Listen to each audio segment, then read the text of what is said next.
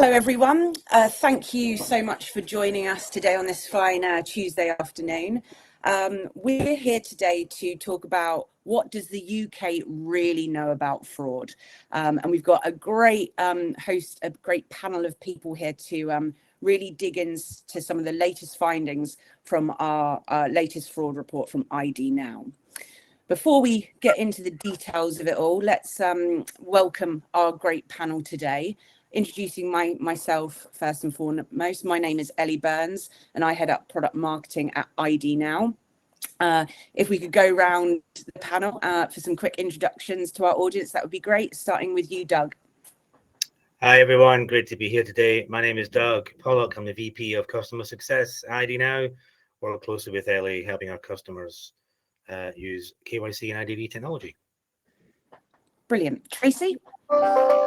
Hi, I'm Tracy. So I'm Deputy Director of Financial Crime in Starling Bank. Really excited to be here with everyone to discuss this topic. I've been working in fraud in various different businesses for the last 20 years. So really excited to share some of our knowledge. Brilliant. Claire? Hi everybody, I'm Claire Maillet. I'm a counter fraud expert with 10 years worth of experience in the field, and I'm also a PhD researcher at the University of Portsmouth looking at insider fraud. Brilliant, thank you. Ashling?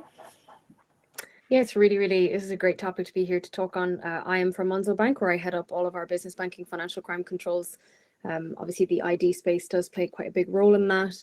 And we've got two PhD researchers because I'm in the middle of my PhD on money laundering through the art market, which is definitely a different space to banking. So it's really good to be here. Awesome. I bet you're going to talk about the Wolf of Wall Street in that, and Leonardo DiCaprio's Monets or Manets, right? Always a popular one when you mention this topic. Exactly. Lovely. So let's so thank you for joining us, our panel. Now let's move on to the next slide and let's have a look at today's agenda. So we've done our round of introductions. I'm going to quickly go through our UK fraud awareness survey, how we conducted it, what we wanted to find out, and then we're just going to dive straight into some of the most interesting findings and share some of our thoughts and opinions around it. So please don't hold back any questions. Please put any questions you have in the chat, and if we don't get to them at the end, we have 15 minutes for a Q&A. If we don't get to them, we will answer you after the webinar, so no one will go unanswered. So without further ado, let's move to the next slide. And just to give you an insight into what we at IDnow did with our UK fraud awareness survey. So what we did was we partnered with YouGov, and we surveyed over 2,000 respondents over the age of 18. And what we really wanted to find out from this survey was to find out about general fraud awareness, of course, but also perceptions of methods of identifying customers and end users. So digital, biometric, and also their knowledge of fraud and maybe their behaviours and how that's really playing into the fraud epidemic that we're really seeing today. Even recently, we've seen £1 million being scammed from Taylor Swift fans. And all of you who knows the UK finance fraud, the facts, knows over £1.2 billion was lost to fraud in 2022.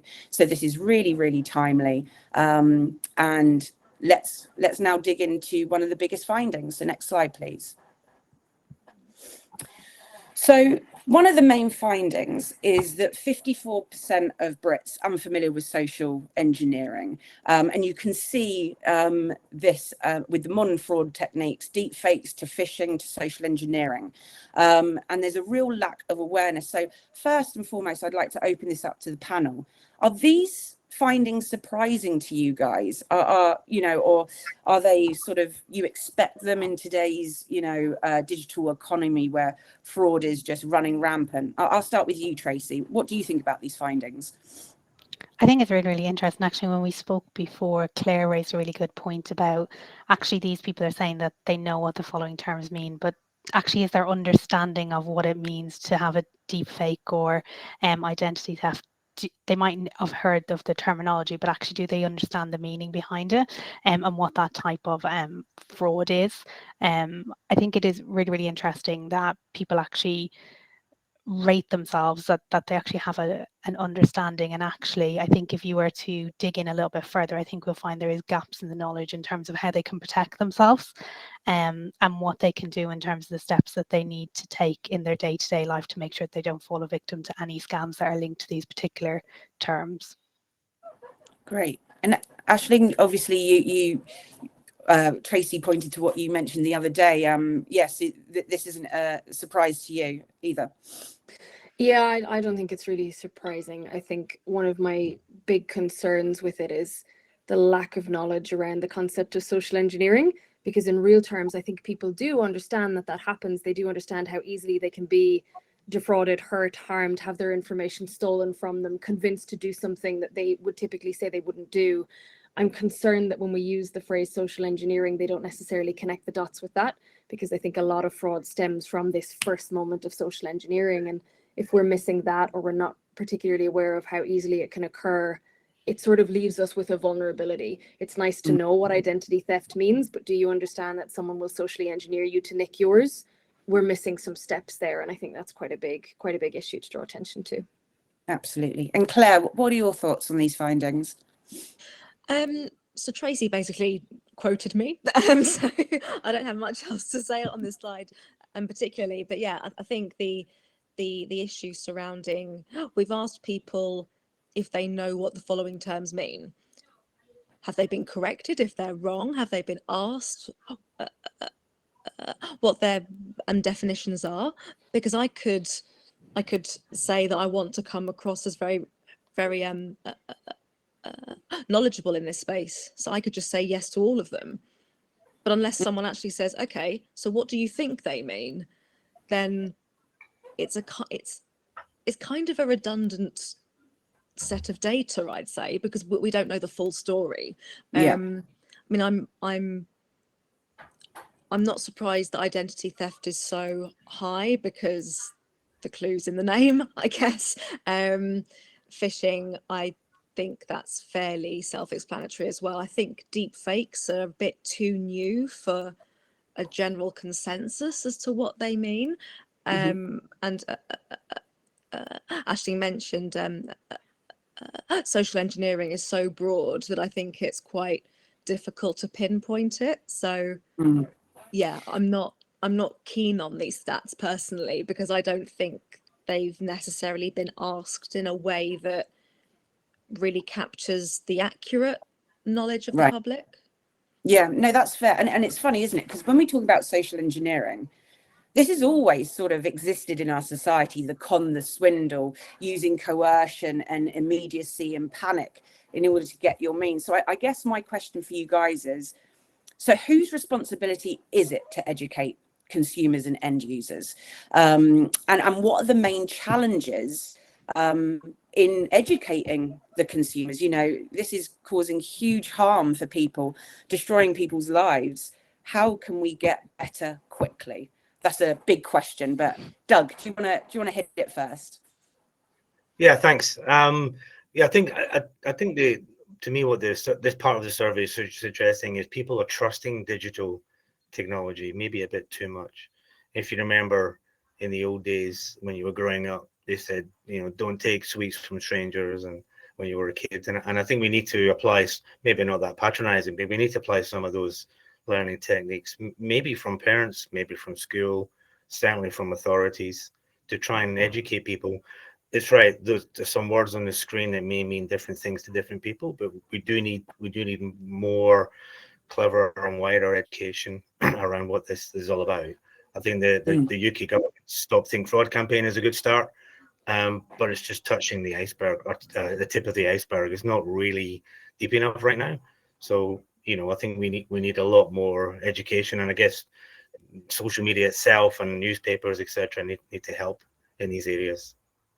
Yeah, and I think a lot of the time, like, the banks are taking a lot of responsibility. We are doing a lot of educational pieces, but we're only one little piece of the jigsaw puzzle. Really, we need more buy-in and more working together and more collaboration, particularly around social media platforms and around other industries. Like in Australia, they have a task force where they include things like even transport, their tax office, their home office, their telecommunications, their social media teams, and the banks, and they're all working together to share data, first of all, so that they can have a better understanding of what's out there. But they also take action and take responsibility in each of their unique ways. Whereas at the moment, we're very much, I think there's a lot of responsibilities being put on the bank, and rightly so. We do have high obligations, and we should do our best to protect the customers. But there's also other areas that might be easier to actually tackle the fraud or identify or educate and warn customers. For example, if it's online, social media, romance scams. And there is a lot to be said, to pick up on your point, Doug, around education. I do think within the UK in schools, unfortunately, kids these days are not getting the education they need in terms of being able to deal with day-to-day banking and life. And then it's not just about fraud and scams, it's day-to-day banking and responsibilities and what the implications of getting it wrong are for them at an early age.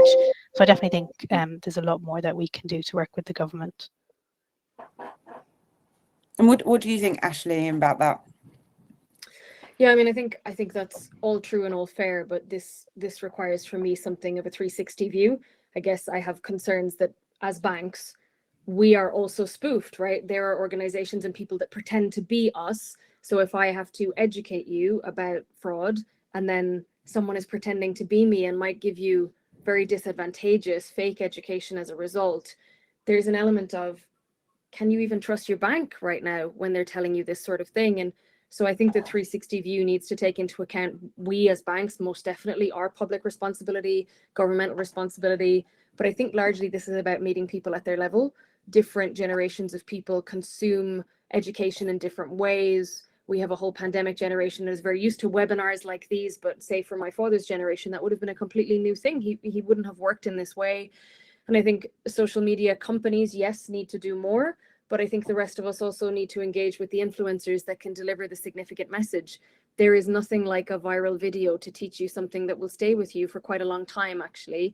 And I think that's a space that we've not elbowed into, that we really should, because that is public service messaging that will be very easily consumed. Similar to how podcasts about frauds, like the Tinder swindler, they are consumed by hundreds and thousands of people. And maybe that's a method of delivering education that's not dry, but instead gives real life examples that a person can then be mindful of going forward. Absolutely.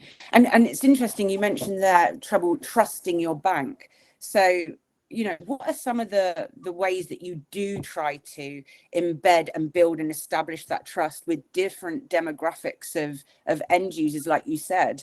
So what are some of the ways that you try and educate your consumers, end users? Yeah, I mean, I think banks struggle with this to some extent because the product is relatively flat. You are a branch bank or you are a digital bank. These sign-up journeys and the life cycle journeys are very similar across all of us. We try to intervene with customers when they're making certain types of payments, certain new payees. We have confirmation of payee in place to try and offset bad outcomes. But in reality, do I pay significant attention to my Santander pop-up that tells me I shouldn't send my rent money to a different bank account? I don't, because it's not managed to find the transaction that might actually be problematic. So I think for banks, the challenge for us is to flag or educate on the ones that we think are difficult, because otherwise that messaging loses quite a lot of its potential, I guess, to try to offset some of that crime.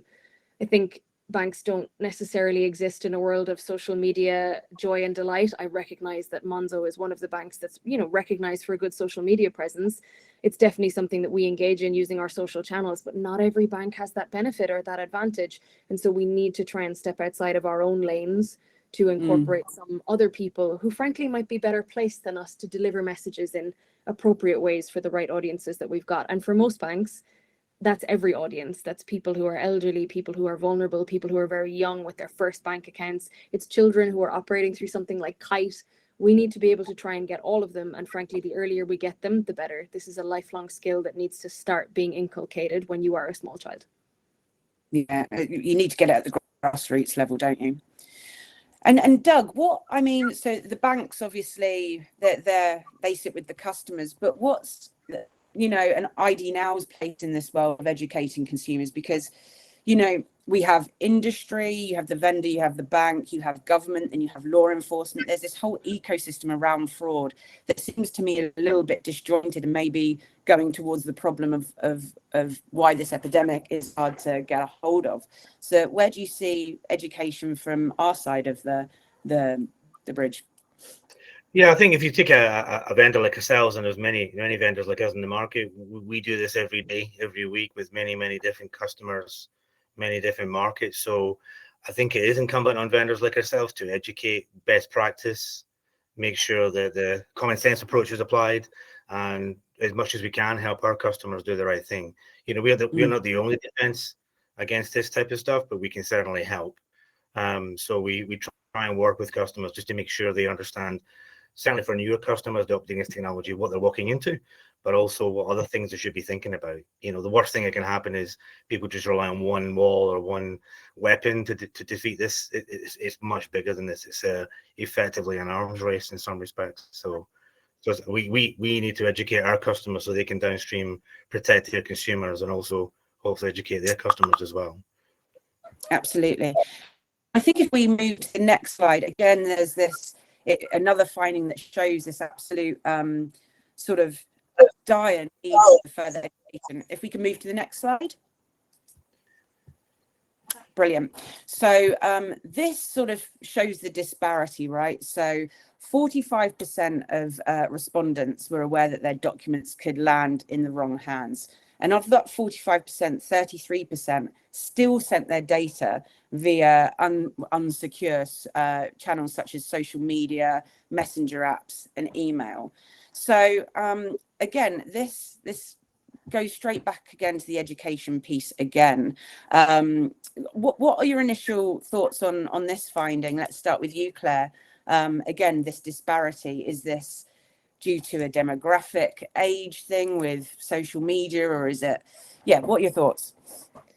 I mean, it kind of loses your faith in the human race, really, doesn't it? If you think that the people are so confident that they know that documents could land in the wrong hands, yet they do it anyway. I wonder if it's a combination of efficiency, because if I can send something over social media as opposed to logging onto my email, finding the file, attaching it, then sending it, I think part of it's efficiency. I think also there's kind of a disconnect with people who have not been a victim of fraud. They think, oh, that could never happen to me. That could never, ever happen to me because I'm above that. I'm much more clever than that. And if you see stories about frauds put online and on social media, have a look at the comments underneath, because some of them are absolutely disgusting comments. And I think it's just a generic sort of cockiness, I guess, in that people think, well, obviously they were stupid. I'm not stupid, therefore it's never going to happen to me. And I'm not saying that those people should be purposefully defrauded to teach them a lesson, but I feel like they aren't going to be the ones who actively seek out to learn more about fraud and how to spot it, because they think that they're already above that and that they think that they know it all already. So I think it's about like not forcing it on people, but I think there needs to be a way of teaching people that they can't necessarily escape from. If you send it in an email, they can delete it. If you give someone an online training, they're just going to go next, done.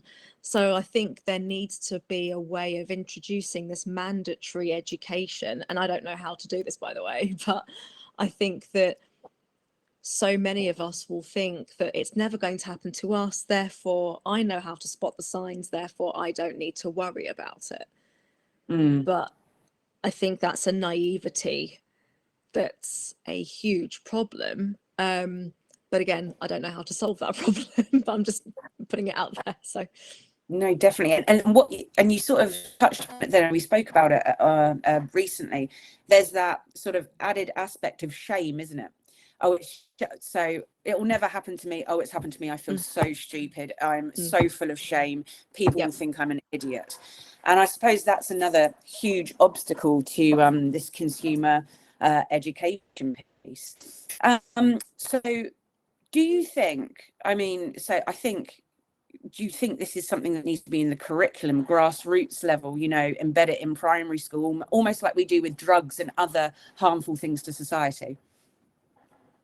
Yeah, I think it does need to start at a much younger age, but I think it also needs to carry on after that. And again, I don't know how this would work, because it isn't as if we get and drug talks now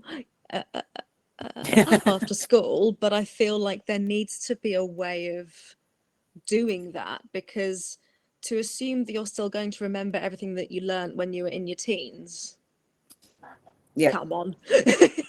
So I think that there needs to be a way of introducing it, whether it's sort of like an company training, but one that stops you from just going next, because that Yeah. doesn't prove that you've learned anything. So yeah. And I suppose also, you know, fraud is a giant game of whack-a-mole, isn't it? So it's always evolving, always shifting. So it's not Yeah. a one and done, learn it No. once and then you're fine. Exactly. So it almost needs a regular touch point. Interesting. Let's move to the next slide and dig into another finding. So this was which areas of life is fraud the most concerning to you? Now, we spoke earlier, and on the face of it, not that surprising, banking, that's where the money is. But starting with you, Aisling, you had a really good point of the banks are actually the last line of defense. Could you just go into that in a little bit more detail for me? Yeah, I think it speaks to what a lot of our education has done to date. I think people are aware that the bank is potentially where they are vulnerable because that's where their money is stored. But actually that vulnerability has started in all of these other sections first. It has started in the purchase scam that occurred when you were online shopping. It started in social media where someone became friends with you and then started giving you investment advice. It started in a crypto wallet that you've never heard of because you didn't know anything about crypto until last Tuesday. It starts when you're traveling and someone stands a little bit too close to you when you're at an ATM.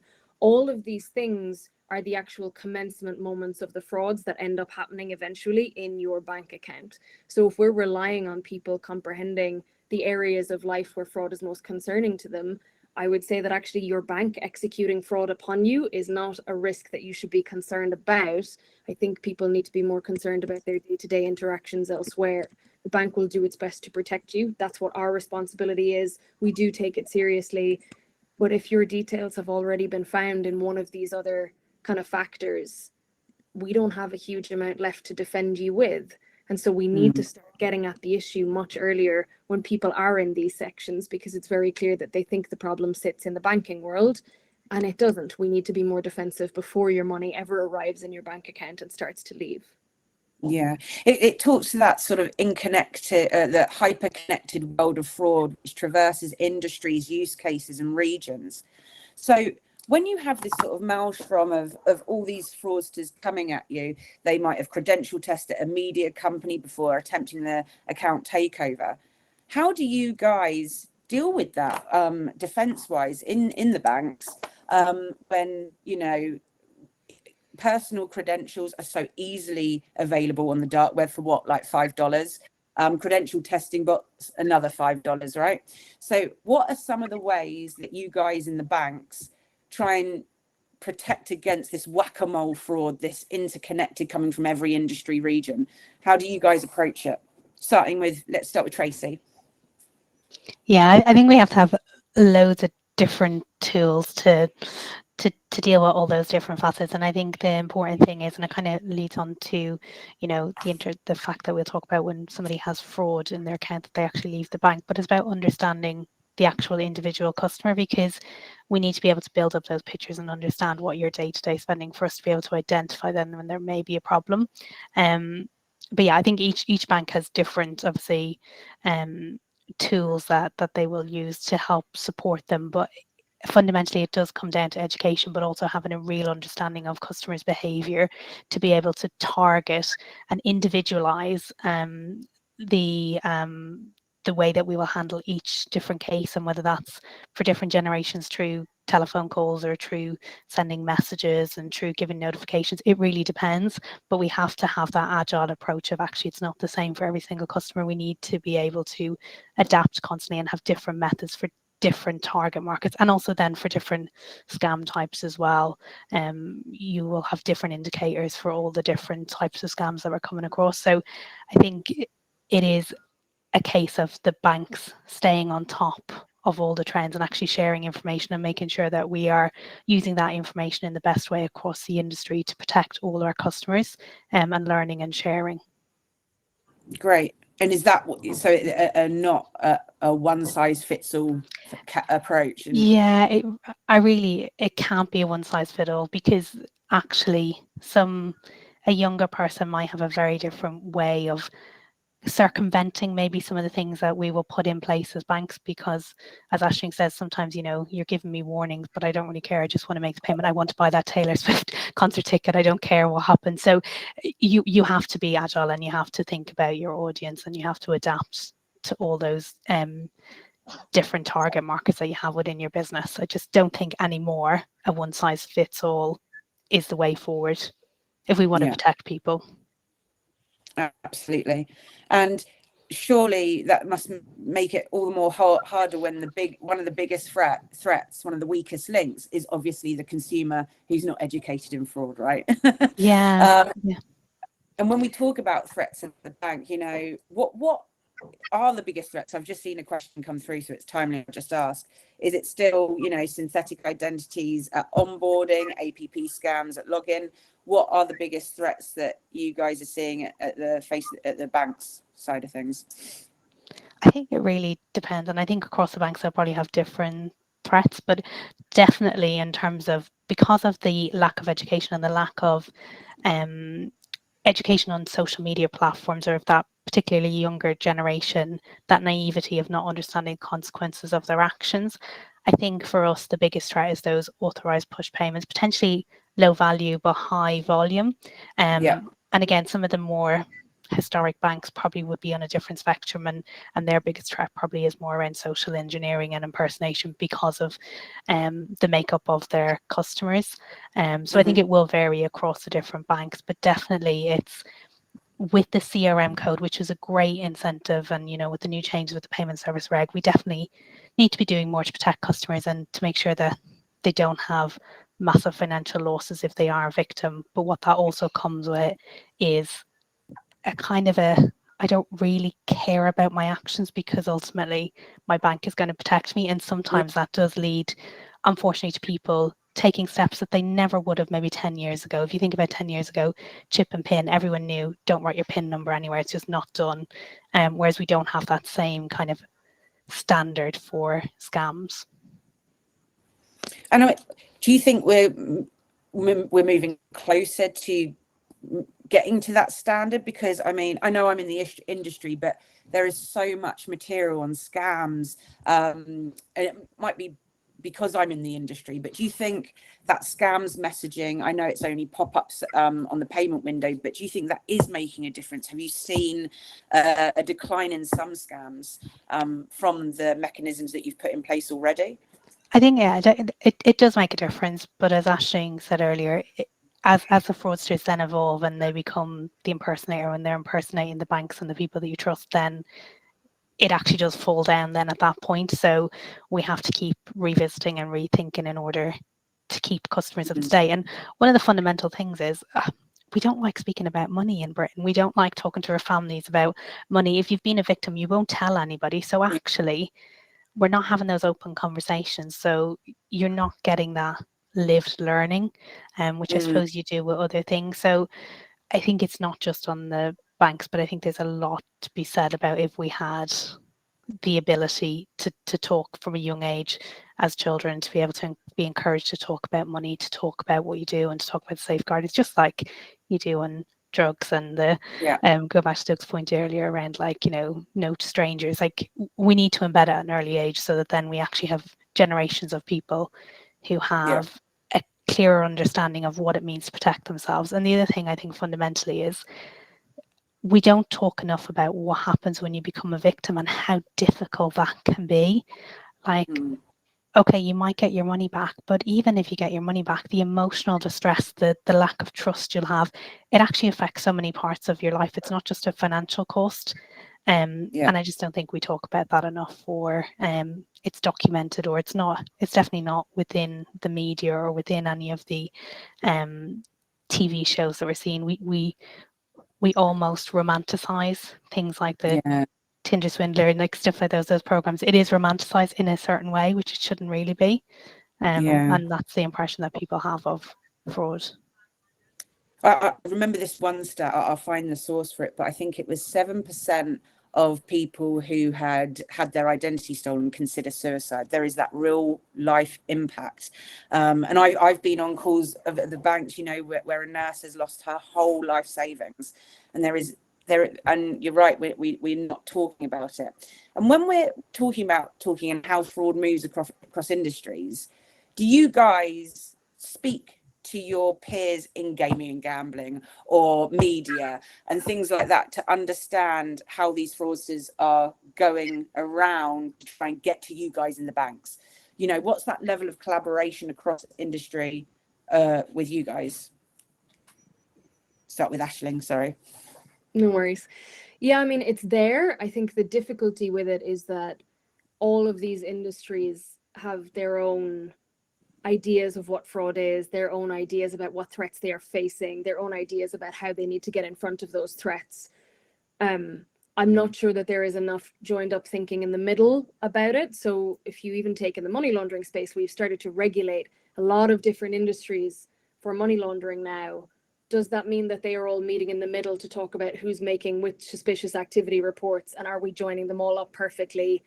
Probably not, because there are so many of them, and that exact same item is being replicated in the fraud space, where there are so many types of fraud happening in so many different places. Very rarely now do I see a fraudster perpetrating just one element. Instead, they're doing ID theft, and they're doing a romance fraud, and they're doing a little bit of crypto scamming. Oh, and by the way, they're going to socially engineer the bank itself so they can pretend to be a vulnerable customer. So no, you definitely can't hold me to account for my actions. When you have all of these things coming together, trying to transmit them towards other parts of the industry who will see other little slices of that fraud can be very difficult. I think it's notably difficult internal to a bank to see the full breadth of the ring that you're dealing with. At what point did it start? Where did the information get stolen? How was it utilized to set up your bank account? And what's the activity that the scammer is doing elsewhere?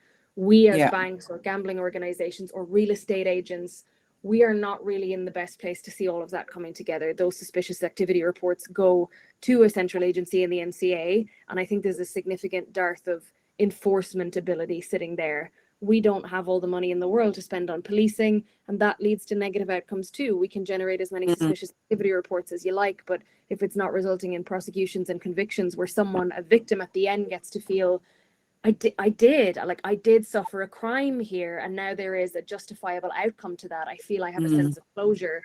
That's not happening. And if that's not happening, we are never going to get on top of it. And across industries, we are never going to be able to talk about it in the middle. Yeah.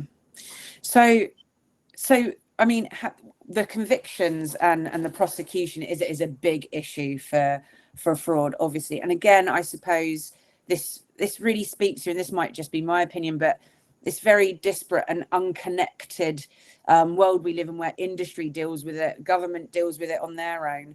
You know, how are there any initiatives that all four of you are taking to nurture this better collaboration across government and industry and consumer? Because I think that's the only way it can be solved, right, if everyone gets involved. Tracy? Yeah, I think we are starting to, we're getting involved definitely from a point of view at Starling in like getting involved in some of those early projects of how we can share information and share data better. So we're keen to definitely start working better across different industries. It can be difficult to get around that red tape, so we do really need the government to step in and to almost change some of the rules so that actually we can do that in a better way and more efficient manner. But yeah, I do think we're all keen, and we do really want to work together, but it's trying to get that foot in the door and almost convince some of the other parties who are just not being held account. I know we talked a lot about social media, but they really aren't being held accountable.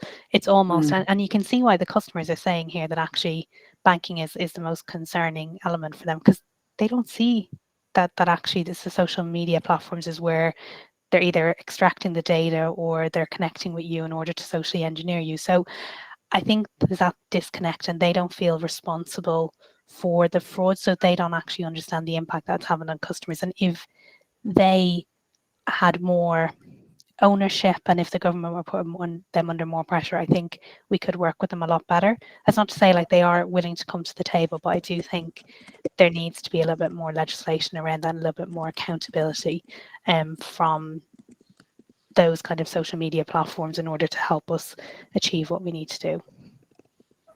Awesome. And Claire, any other comments on how we can foster this better collaboration between the three core parts: industry, consumer, and government?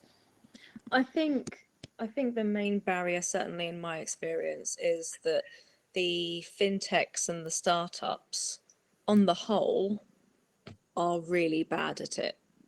Not all of them, but most of them are. And I think it's because when you have a new company and you're trying to set everything up, you're trying to expand as quickly as possible, fraud is not on your agenda because you're focusing on growth. And if you're trying to persuade the CEO and the founder and the board that you're growing at a fast enough pace to be able to satisfy everyone, then actually why would you look at fraud? Because fraud's the one that's going to ruin everything, because it's going to stop all of the profits and stop the customers, etc., etc. So I think that also comes down to company culture. It comes down to educating those higher up within the business and ensuring that everyone within your company understands what fraud is and what you can do about it. Because I think that there's a sort of general understanding that if you don't have the word fraud in your job title, then you haven't got to care about it.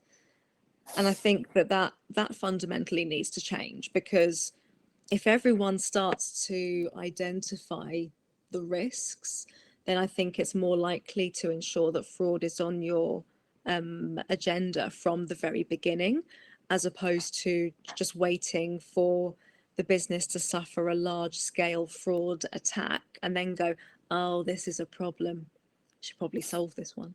So I think it also there are several parties, absolutely, as you said, that need to be involved in this, but I think that it shouldn't just be the fraud professionals who should be looking to change things. It should be people who are on boards, who are investors, because if I were to invest a lot of my money into a company, most people think about how much money they're going to get back as a return, whereas I'd be thinking, well, how are you going to make sure that that money doesn't get nicked? So I think it's about readdressing those priorities and ensuring that people are thinking about fraud from the offset and not just as an afterthought. Awesome. Okay, great. I think it's a good point, if you don't mind me saying. I remember years ago working in a technology company, and a quality assurance manager appeared. And the first thing the person said was, just because I'm the quality assurance manager doesn't mean I'm the one that assures quality. It's everyone's responsibility to ensure quality. Yeah. So you're right, Claire. I think it is about making fraud part of the board meeting. What's happening with fraud? Are we secure? Are we good? In the same way about quality or environmental concerns or other things that concern the boards. This actually leads very nicely, just like we planned, into the next slide. So if we could go on to the next slide. So this is our next finding. So 54% of Brits would consider moving banks if they were to become a victim of fraud. So obviously this shows that the banks maybe in the UK do not always go far enough, which I think we've already discussed as well. But what's your take? We'll go with Doug and Claire first and then go to the two ladies in the banks. But Doug, what do you think about this finding of this loyalty and fraud? I think it shows that naivety again. I think it's only after the fact, after the identity's been stolen, do they then get concerned. So it's a bit too late at that point. I'm sure the next person is going to talk about what that means for the new bank, but I think we have to be aware of it. I mean, we are the same, Ellie, in terms of our company. If we have dissatisfied customers, they move from us as well. So again, that fraud count, fraud assurance, wherever it is at the board level, that KPI should really be quite high. So the bank is measuring, let's call it consumer churn. But if the fraud count on that consumer churn is high, then need to do something about it. But also from a consumer perspective, they need to think about what they're going to do. Which maybe the answer is going to come next is, just because you move bank doesn't mean everything's clear and better. So that was I can't remember who you passed that on to, Ellie. Right, yeah. Was that I can't remember. was that Tracy? I think you maybe mentioned before. Or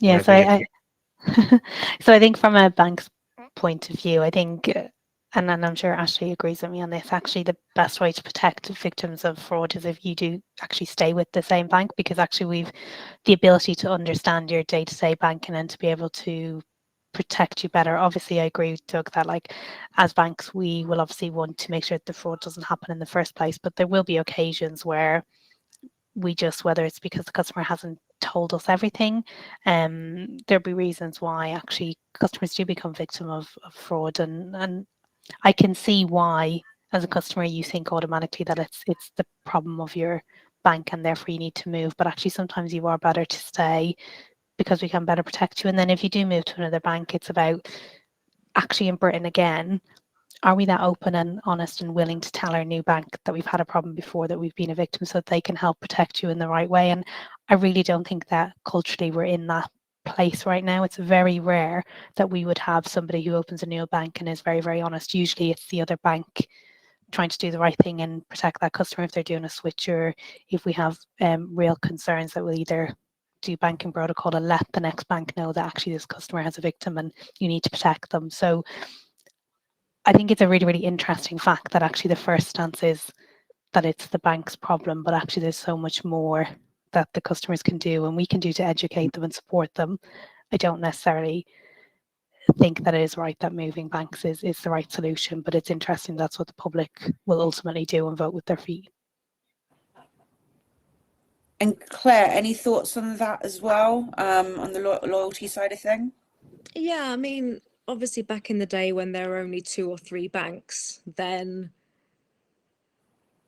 using the threat to move banks was a bit of a big deal. But now there are so many of them, it's going to be inevitable. So essentially customers don't have to be loyal anymore because there's so much choice out there.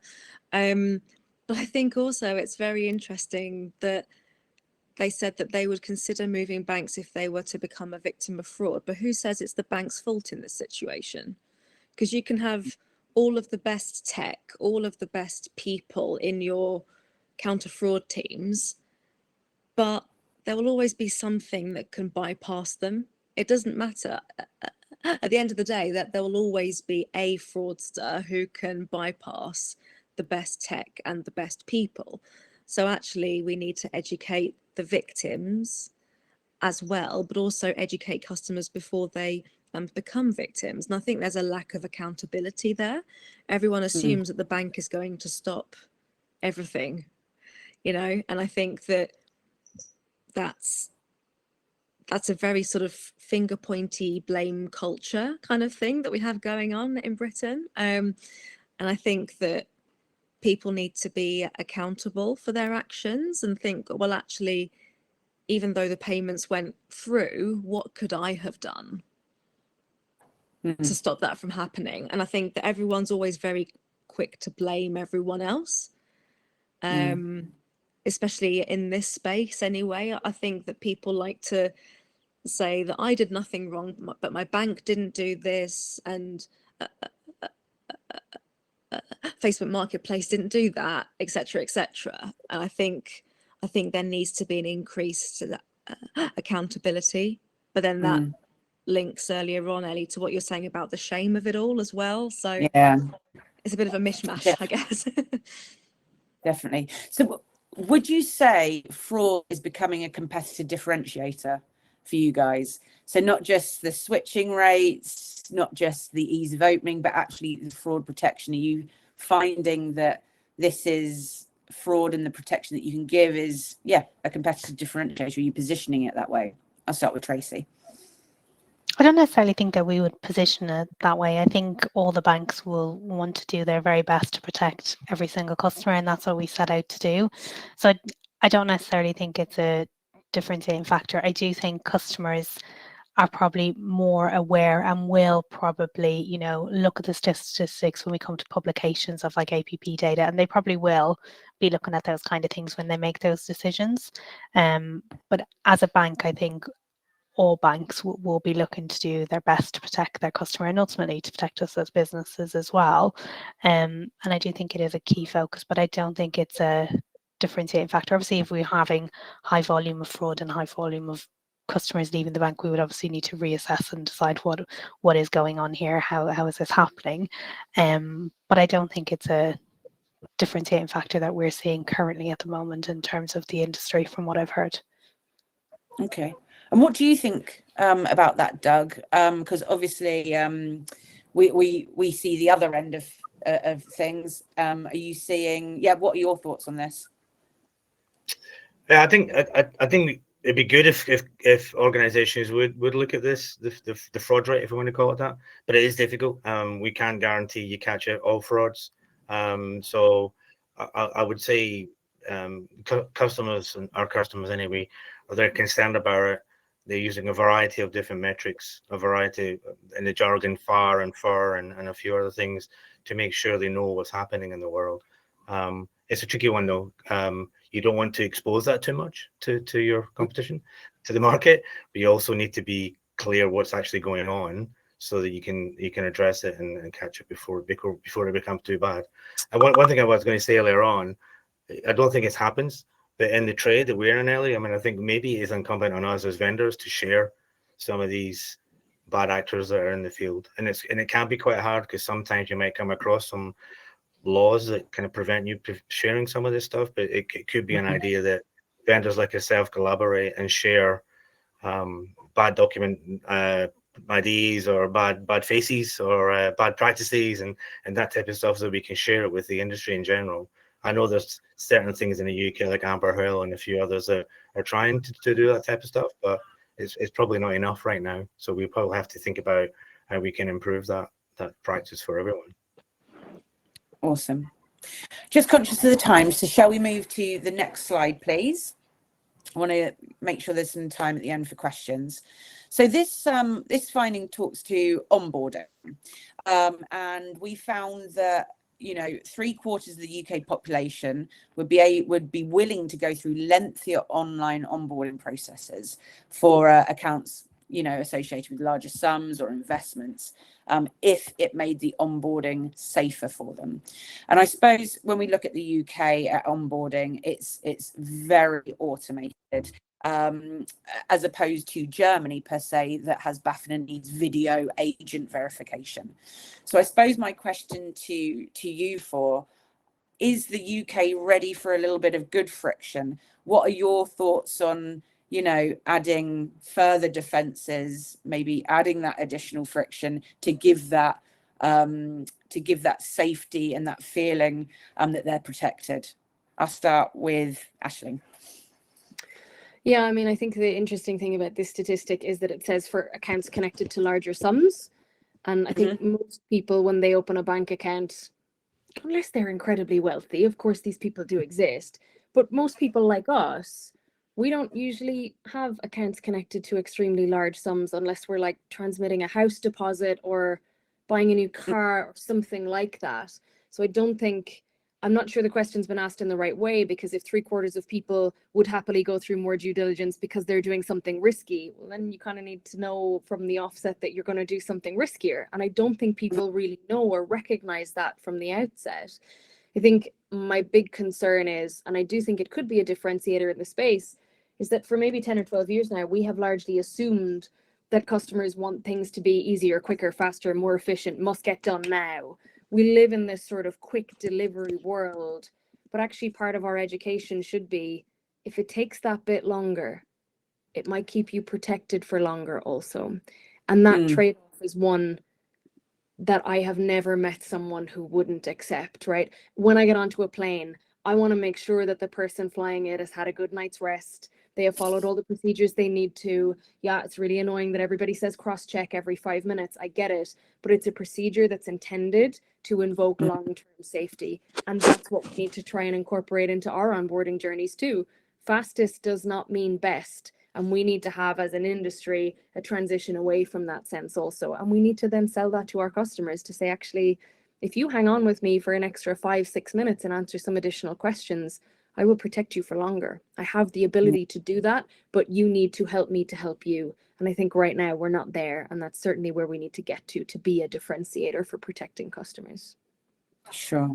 And Doug, what do you think? Because obviously we serve the German market where we have a friction where we have the agent video verification, while we also have automated as well. Are you seeing from the financial services industry that desire to introduce more protections? I know that we have a certain product that does questions for money mules and social engineering.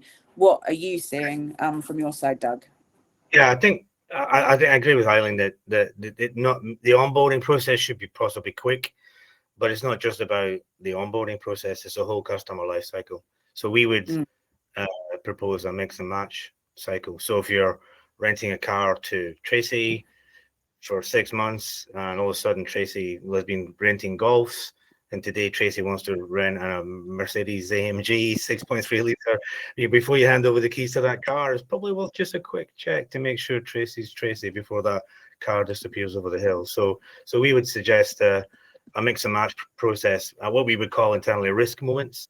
So if you look at the risk moment for a transaction, be it a house purchase or a car, let's do a little bit extra checks and balances there. So we do see organizations really beginning to accept that. So it might be it's quick to come on board to an organization, but might be slightly more good friction when you're transaction within the customer life cycle. Awesome. I am conscious of the time, so we'll go to the last slide if we can. So which identity verification method do Brits trust the most? So we'll just go round all the panel just for your thoughts on this. And also if you could give an insight into what your approach is at your banks, how you do it. So at IDnow, we have a multi-layered approach. We know fraud's whack-a-mole, and so we have solutions which you can layer according to your risk appetite or your regulations. So yeah, Claire, what do you think of this finding? Is it a surprise? Is it not a surprise? And what do you think is the best agile, secure approach to at onboarding to stop this fraud? I mean, all of my, well, at least my experience over the last 5 or 6 years has been within the fintech space, and all of them have used a combination of the first and the second option. So the one that's showing at 42%. So for me, that's not a surprise because that's the most common one that I've seen. And it's the most common one that I've used when I've been a customer in that space. But I think that, again, that this comes down to the wording of the question in the survey carried out. Has everyone who answered the question tried every single one of those methods? Because if they're just going to do the one that they've been used to, so in my case, and the third option down, then I don't have the experience or the knowledge to comment on the bottom three. So I think for me, it's about ensuring that actually, yes, it's possible that I trust the combination the most, but I've not done the others on their own. So it comes down to the wording of the question. But I think that this is maybe looking at which identity verification method is most frequent, most commonly used. because people will only be able to comment on what they've used in the past, and I don't think all of those have been readily available at such a large variety of companies that people will have had the chance to try them all. So that's fair enough. And Tracy and Aisling, so you mentioned that, you know, it's not a one size fits all approach. You've got lots of different customers. So in your banks, are you looking at combinations of these verifications or methods or techniques, or what's your approach? Tracy, sorry, I need to. Yeah, sorry, no, that's okay. Yeah, no, I think a combination, and it depends on the circumstance and what the customer is looking to do. So we will change it for different things that they need to do, depending on their profile. So I think, yes, a combination of the two, but there are occasions where actually we use other methods, and I think it's right. And I think it's about being agile. And I think, going back to Claire's point, it's about, yes, most banks use this combination of the two, but actually we should be always challenging ourselves and seeing if there's something better and something different that we can do.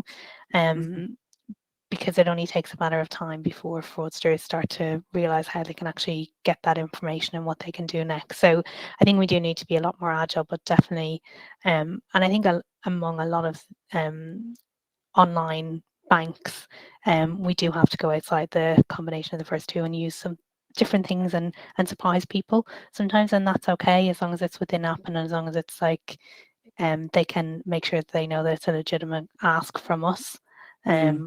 But yeah, I think there is a combination. Definitely videos and stuff like that is definitely useful as well to verify and to make sure that there's no abuse in certain cases, or there's nobody else kind of influencing the customer. So yeah, we'll use a combination of lots of different things. Awesome. And what about you, Aisling? Similar comments? Yeah, I mean, pretty similar comments. I think it's probably critical to note that when we talk about identity verification, what most people might have in mind is the onboarding journey, where we spend that 5 minutes with a bank to open the bank account. Actually, IDNV goes on throughout your life cycle. When you are making a large payment, when you say something in a way that makes us think there might be some concern about account takeover, if there is something in your video that gives us some context, all of these things feed into different processes that can help us. So the individual method of conducting it is stage one, and there are about 50 variable stages beyond that where we must use our information in the best way we can and potentially reach back out to you to ask you some further items that are not intended to offend but are ultimately intended to keep you safe. I think I have yet to work for a bank that tells me it doesn't love its customers, and I think that's critical. A lot of people seem to think that the bank is against them. There's a cynic in me that believes my own banks work against me sometimes, but they don't. There is a fundamental protection that they are trying to execute consistently.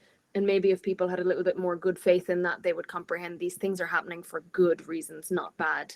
And it is worth you losing 5 seconds of your day. It could save your life savings in the end. And I think that's really critical. Absolutely. And Doug, any final comments before we move to the Q&A on this slide? No, I think it's the good thing about this chart is it shows that people do understand what we're trying to do as organizations with identity verification, and the good thing is they trust what we're doing. The thing about the reason why we're having discussion though is there's still lots of fraud out there. There's still lots of education needed. We're using jargon here that we understand, but not sure the general public understands. So we need to maybe stop using some of this jargon like identity verification and that type of stuff, and try and help people understand. Look, we just want to make sure we know who you are so we can help you. You know, just make it a bit more, dare I say, man in the street language, and make it clear to everyone why we're doing certain things and the ultimate bit. Absolutely. Brilliant. Well, thank you so much for going through some of the key findings of the report. If we can then move on to the last slide, and I know we only have a couple minutes left, so I have to pick out the questions, but please share your questions. Even if we don't get to them, we'll answer them after the webinar. I'll take one that we usually get for the panel. We might only have time for this one, but there has been a specific question about APP fraud, remote purchase fraud. What can banks do to reduce remote purchase fraud at this current time? I'll start with Tracy. It's quite a general question. Yeah, I think it is really, really difficult, especially when it's purchase scams, because they are the kind of smaller. So I think we have to do something a lot more targeted in terms of understanding what the trends are in each particular bank to target certain payment types and certain things. It has to be an individual response for each bank. Unfortunately, it's not a one size is going to fit all for the APP purchase scams. Yeah. And a similar question, money mules. You know, money laundering wouldn't exist if there wasn't money mules. So money mules, obviously, it's the genuine person, their genuine account moving money through. So what are some of the ways that you're maybe stopping that at Monzo, Ashton? Yeah, I mean, I think my advice to every bank is to look very closely at your book for this. It's very, very prevalent. It's very consistent. Often the person who is executing the muling may be conducting fraud of their own as well. It is not as simple as I have received £100 from a narcotics dealer and I'm keeping a fiver and giving him £95 back after an ATM draw. It is nowhere near that simple.